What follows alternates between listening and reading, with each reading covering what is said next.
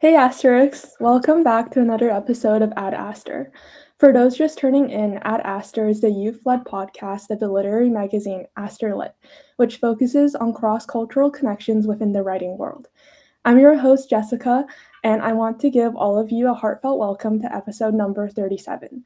Now let's get to know our other hosts for today. Can you please introduce yourselves and your role in Aster Lit? Hi, I'm Elsa. I'm 16 years old from Edinburgh, and I'm an intern at Aster Lit. Hi, I'm Kaelyn. I'm also 16 years old. I'm from Maryland, and I'm also an intern at Aster Lit, and I'm so excited to be here.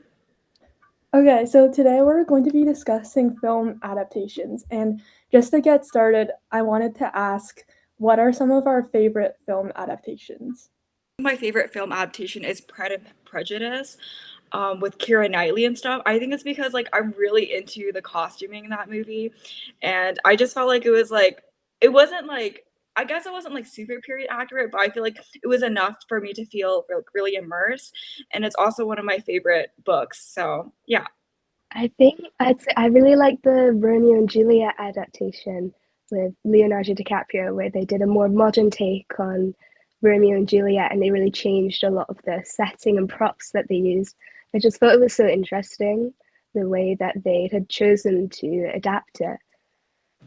Yeah, I mean, going on like a similar vein, I also really like the movie adaptation for Little Women. I think it's like such a beautiful film and it's also really well acted. And I remember reading the book. I don't really remember how well they align, but I think it was a pretty good adaptation. I also wanted to ask what makes an adaptation good? Is it one that copies everything from the book, or do you think it's more of an interpretation of the book? I think I'd say more of like an interpretation, because there's a lot of like discussion at the moment on what makes like art original and how like when we are working um, within like a literary world which has so much like stuff in it, you lose a lot of the originality of pieces. And I just think that if you're basing the film adaptation off of a book so that that it's just a carbon copy, that you lose something, and that I feel like the adapters' own interpretations, they really make it, and they really make it interesting as a viewer to watch, to see how others have interpreted it, not just you as a reader. Yeah, definitely. And I think also a big part of a good adaptation is if it's able to kind of like retain a tone or at least like the central aspect of a novel. Um, I think with when you see like interactions between different art forms, it's it's good to see variations and to see how they engage with each other, and that doesn't mean like carbon copies of the original media. How do directors decide what new elements to add to an adaptation, especially if they weren't present in the original novel at all, and why? So I think some part of it at least has to do with the commercial marketing for the movie. I feel like the audience for the movie, like for moviegoers, is like much different than who is like reading the book originally. So a lot of the times directors will add stuff to draw in new viewers that haven't read the original source material. For example, like some directors will add in more action scenes, more romance to appeal to, a broader audience. They'll generally add stuff for like the entertainment factor. And sometimes they might also add like more likable characters, or they'll change the characterization of a specific character to make them more likable to the audience. An example of this, I think, would be Forrest Gump. If you haven't seen or if you haven't read the original novel, he's like really different in the movie and the novel. In the novel, he's like a little less sympathetic. He's kind of like a little bit more mean spirited, whereas in the movie, he's very optimistic. He's very kind hearted, and I think that's kind of draws more people to like him and like the movie more.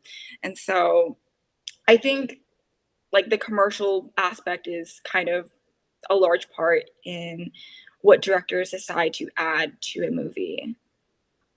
Yeah, yeah, I think profit is definitely like a big part of movies, and that sort of differs from how novels are written. So, speaking of which, and speaking of how influential audiences are for a movie's directing, how influential should fan casts be, or a different casting process be for an adaptation? Fan casting, it almost like immediately puts a lot of pressure on the audience's like hopes for the film. There's a lot of pressure on the actors and those who aren't cast in the roles. It's almost like you're already disappointed, and that's a lot of the audience who are expecting something different to what they're going to get in the final product.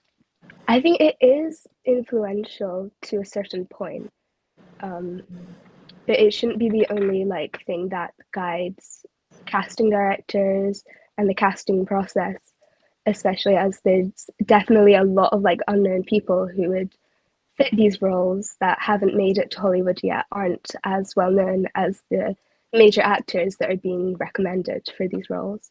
Yeah, I totally agree.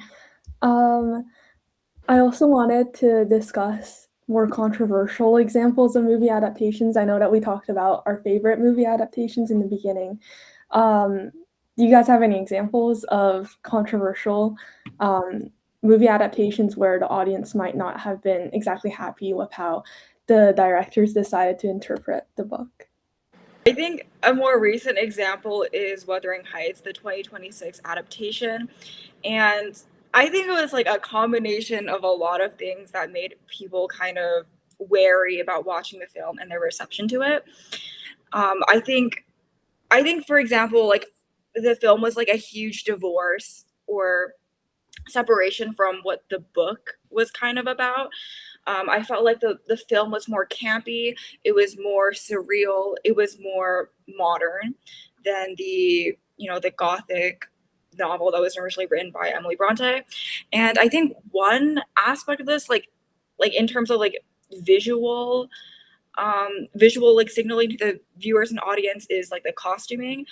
So costuming is like a huge part of like movies, right? And it tells a lot about who the character is depending on what outfit they're wearing. And so in this specific Wuthering Heights adaptation, I remember Margot Robbie was being put in a lot of very modern looking dresses, like 90s runway dresses, for example. And a lot of people were like, that's not very period accurate. But the costume designer, and the director both said that, this film wasn't meant to be period accurate. It was supposed to reflect the characterization and like a kind of uh, a divergence from the original setting in order to kind of drive home a different narrative about the characters and to just dig deep into their like I guess their psychological background instead of just being a kind of surface representation of like the setting and whatnot. I definitely think it was a really absurd movie in, like, a good way. I think that's what they were trying to get at. And I think if we also take into consideration the original book, Wuthering Heights, when it came out, it represented a lot of things that were not really in agreement with the historical period at the time. And I think we see that also with Wuthering Heights. A lot of people were shocked by a lot of decisions that they made, and it just seemed, like, kind of crazy, but I guess that was the tone, broadly speaking, of the original novel, and in that case, it was faithful to that part of the novel. And that also is a good segue into my next question, which is, does modernization and adapting for the current audiences improve or distort the stories? I think as long as you're not taking away from the like original themes and key aspects for the from the original book, it doesn't have it can work out really well. But there with like Wuthering Heights as well, they went in a very opposite direction from the original novel, and that kind of backfired on a lot of audiences on the marketing of it. Whereas I'm gonna go back to Romeo and Juliet again. I'm sorry, but the way that they did the modernization of it worked quite well because it was less of a completely different story and more of a this is my like interpretation of it. Yeah. Yeah, I think with Wuthering Heights, it did definitely feel like almost a completely different story. I mean, they retain the original name of the book and then also most of the characters, but it really felt like a new artwork, like with the music and the costumes, as Kaylin was talking about. It just felt very different. And that also relates sort of to my next question, which is how important is setting to the novel's original story? And does the film become a different story if the main beats are the same, but characterization and setting are different? I think setting actually, I think, okay, I think it kind of depends on how important setting is in the original novel. For example, like let's go back to Wuthering Heights for a second. I think historical context in that novel is very important to the message of the story. So I'm also gonna like kind of go back on like the casting a little bit here because I think Heathcliff in the original novel he was described as like not being your typical like Englishman. He didn't really look like your typical Englishman, which is why there was a lot of controversy casting Jacob Elordi as Heathcliff, and this like differentiating like I mean I guess it's this dichotomy of like what he's described as looking in the book versus how he's portraying the movie is creating this kind of like divide between his characterization in both forms of art. And so in this case where there was a lot of like I guess like social prejudices and I guess like social norms that are being like violated with Heathcliff coming into like the Earnshaw like household and kind of like you know staying there. That's not kind of really explored in the film because he's not being really showed as like an othered person. He's just like white like everyone else in the like Earnshaw family, which kind of removes a lot of the important context that is seeped into the original novel. Yeah, I think that's like a really good point that you brought up about Heathcliff. I definitely remember seeing that. And also, like, I remember in the book, it was very obvious that Heathcliff was a person of color. And I think that kind of speaks to how an interpretation fails if it doesn't recognize what is important to the original novel. And I think who Heathcliff is as a person is very important to the original novel, which did not necessarily carry through into the film. Um, okay, and for my next question, we can still keep speaking about Wuthering Heights because I think it kind of relates. But can you separate the book and film from each other before watching the film? It depends on the viewer, I think, because some people are fine with that, and then there are other people who won't even watch the film because they're afraid that it'll interfere um, with their interpretation that they've got in their like head, the way that they've like thought about it, and they've created their own like interpretation of it. But like yeah, and as well how far the adaptation is from the original novel. If you have these adaptations which are exactly the same, it will be very hard to separate it because they've got exactly the same plot and characters and setting.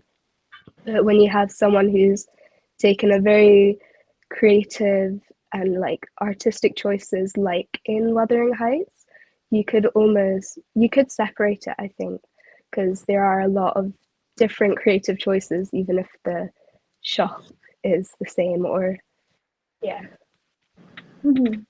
Yeah, and I also think it's, like, especially applicable to childhood movies or childhood movie adaptations, because I remember when I was younger, like, I was really into Percy Jackson, the series, and then, like, I watched, I think, like, 2 minutes of the first adaptation, not the newest one, and I was just, like, really upset with it, and then also I think it was Anne of Green Gables. I also really liked reading it, and then I watched it, and it was a good adaptation now that I look back on it, but just because it really interfered with how I perceived um, the book originally when I was reading it, it made me not want to watch it at all, which I think really relates to your point. Also, we kind of touched on this already, but is there a point where an adapted work becomes a new story? So I think it's kind of dependent. Okay, I know I say it depends a lot, but it really does. I think it's dependent on how it's being marketed.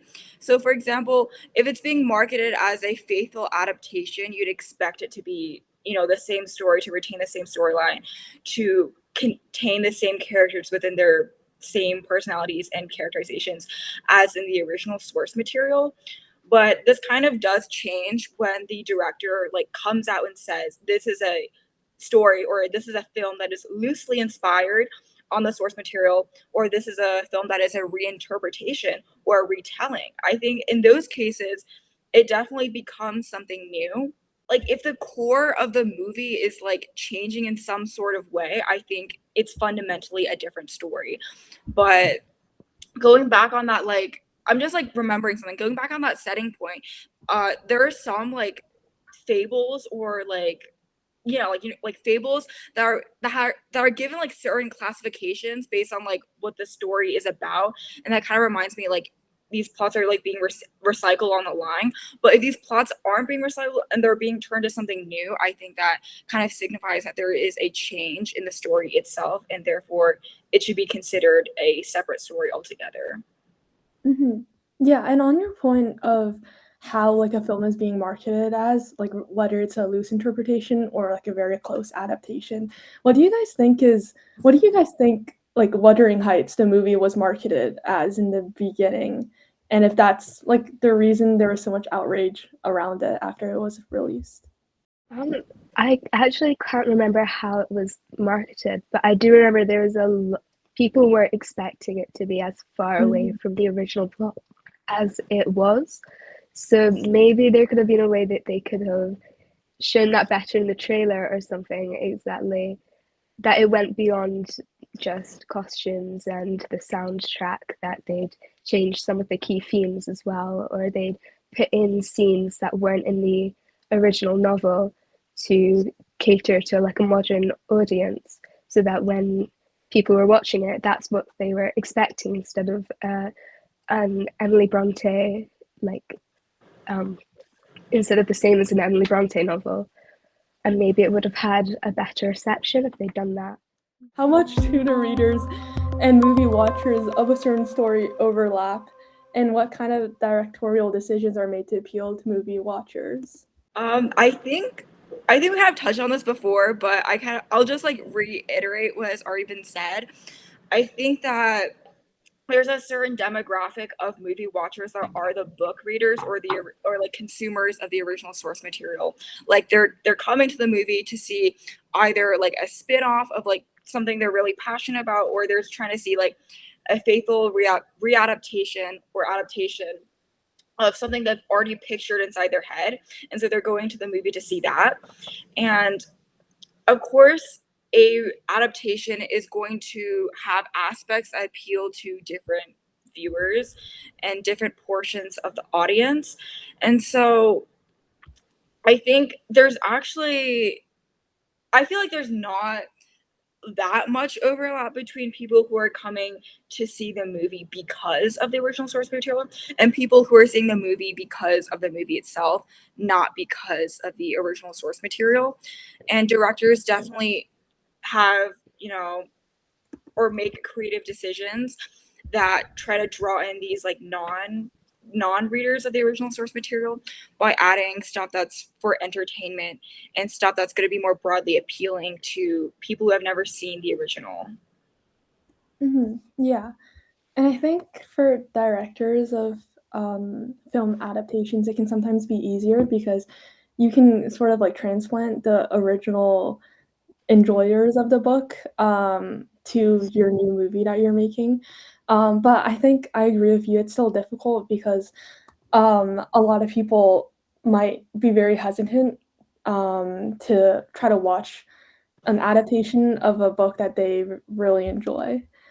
Okay, so leading on to my next question, this kind of goes at it from a different angle, but how much say should an author have in producing the film adaptation of their book? And do you have any examples?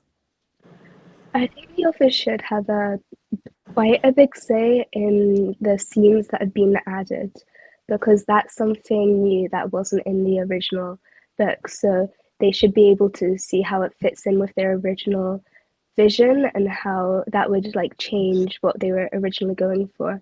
I think, did you ever watch the show of like One of Us is Lying that they put on Netflix? But yeah, And yeah, for season two, they like changed everything. Um, and they didn't create a season three because the audience was watching it and going, this isn't the same story. This isn't what I was watching it to see, which kind of links to the earlier point on. But yeah, and I was just wondering as I was watching it, how much of a say that Karen and McManus had in the scenes that were added because of how different it came out, and how yeah, how like the plot just kind of went, and how that would have influenced her next books that she put out that were in the series. yeah, definitely. Um, I think, yeah, I have an example. Have you guys watched The Summer I Turned Pretty? It was I it's like a TV show, and I'm pretty sure that the author had like a very big say in the different decisions that the directors were making. And I don't know if that led to its commercial success and its overall popularity. But I think it is important for an author to have some kind of say in like how their original work is being adapted. But in some cases, that's not possible, especially if you're adapting a book that was written a long, long time ago. Um, and then my next question is a little more broad. And it's like, what do you think is the main difference between film and writing? Like, what are some aspects that are maintained in writing that might be lost in film and vice versa? So in my personal opinion, a lot of like writing includes like internal dialogue or some kind of narration that occurs within the mind. And this is a little bit more difficult to portray in a film because I think a lot of times, like when we look at like generally successful films, they have characters that like play off each other, who respond to each other, who bounce off each other. A lot of films are not like don't work as well.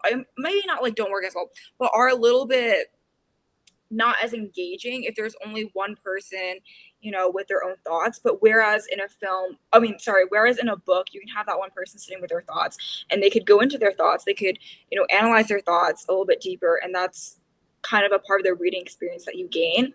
And another thing is that I feel like in books, you have a little bit more time to develop a character's development in relation to themselves and with other characters. Whereas with a film, you have a little bit of a shorter runtime in order to, process as many like moments and facets of this relationship as fast as possible, or to like build it all within this like sub 3 hour time frame.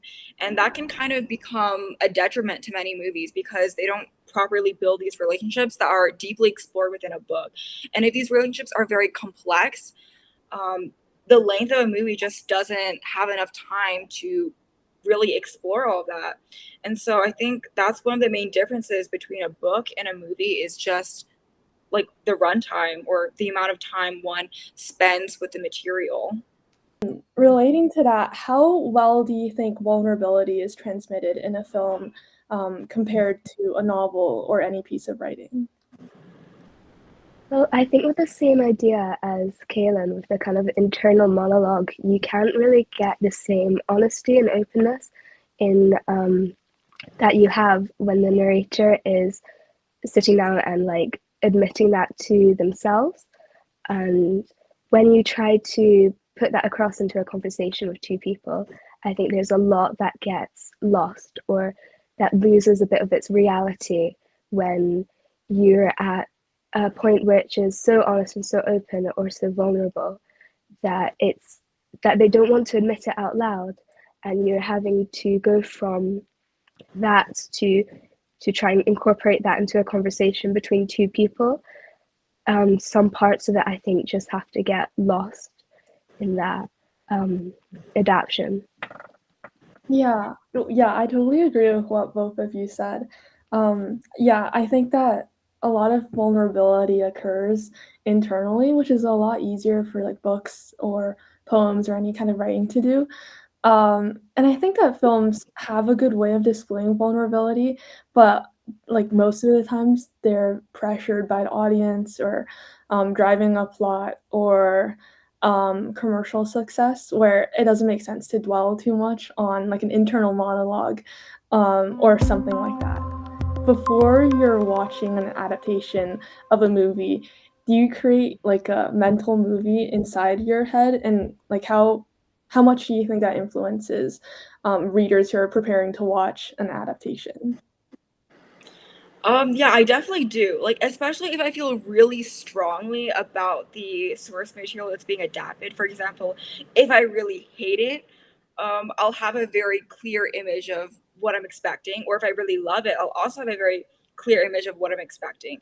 And on those both extremes, if something in the movie or that something in the film or movie that is like unexpected or different, it can really influence my way of thinking.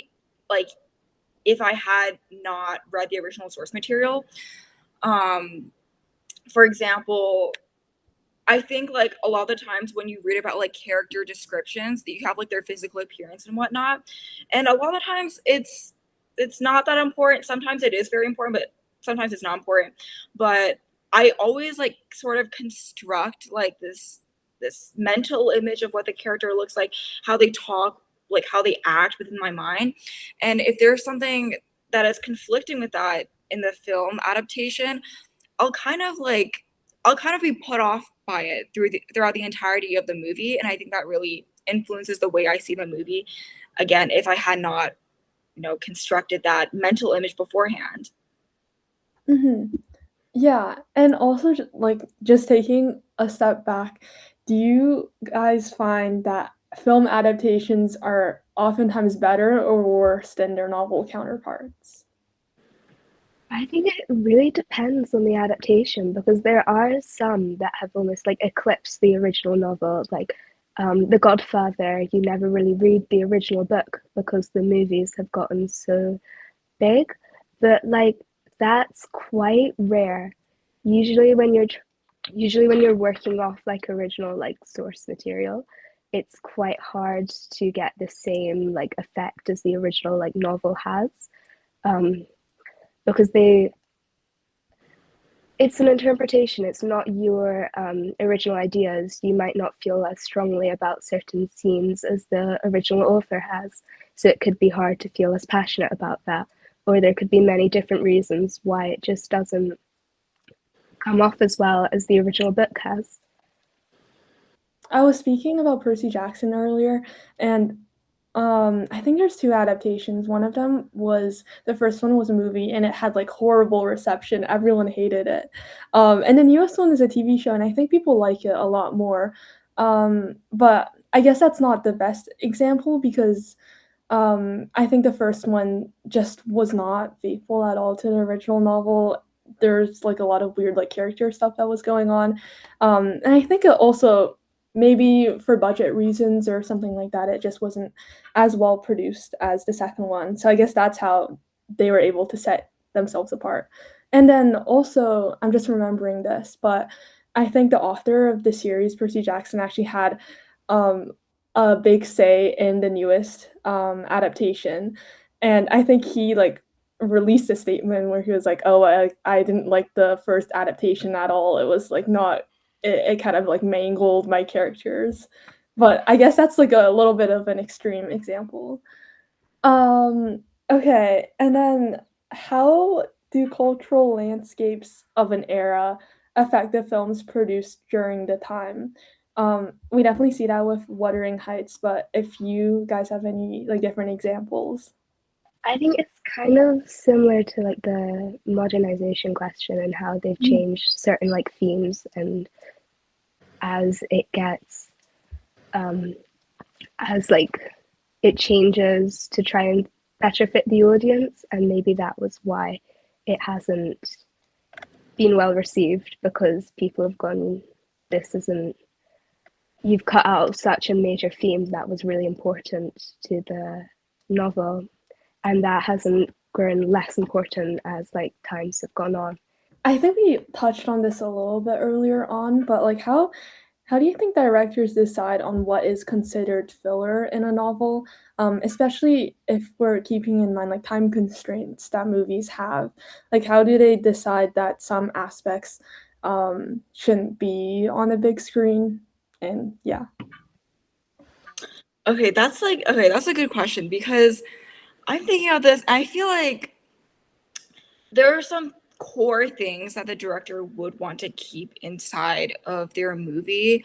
For example, any big conflicts, pretty general world building, character building. But I feel like there are some filler areas, especially with like conversations. I feel like conversations, they can take up a lot of like time in books or internal monologue again can take up a lot of like real estate on the page, and so directors don't always like want or need to have that in their movie because it also might turn off audiences and also increases the runtime, which also costs more money. And so I think it's kind of in a director's best interest to keep it like as necessary as possible, to keep it like all the necessary parts in and keep all the filler parts out. Um Other filler parts I would say could be like oh, I feel like just like lesser memories. I feel like for example, you have a story where like a mom and a daughter they go to the nail salon, and then another scene, a mom and a daughter they have a big fight. So are you gonna cut out the one with the nail salon, or are you gonna cut the one with the big fight? And I would say like you're probably gonna cut out the one with the nail salon. So those are just like the smaller memories that I was just thinking of, just being considered filler content. Um and then if you're putting yourself in the shoes of a director, would you be more interested in like creating a looser interpretation of a novel or like a closer adaptation?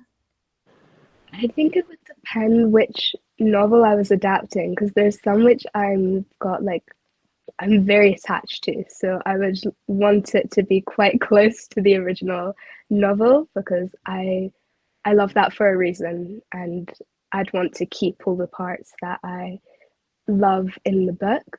But there would be something which you could, I think you see that a lot with like Shakespeare, like with 10 Things I Hate About You. It's very loose. So you could take a script and have a lot of fun with that and how you'd do the setting, the characters for a more like modern audience. So that could be another fun way of adapting um, a book or a novel or drama. Yeah, like that's a good segue into my next question, which is are are there like certain novels or stories that you think are easier to adapt than others? Oh, actually, Elsa like literally reminded me of like the question we asked earlier in this episode where we talked about what story has been adapted a bunch of times before, and it's definitely Romeo and Juliet. I feel like, don't you guys Yeah, agree? yeah.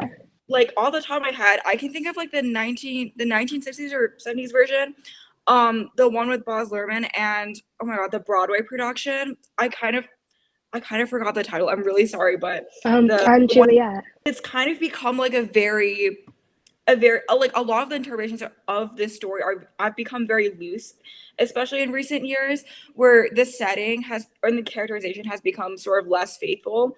And so I think that makes this story very adaptable and very flexible because the setting actually doesn't really have that much big a bearing on the story anymore as it did maybe like during Shakespeare's times.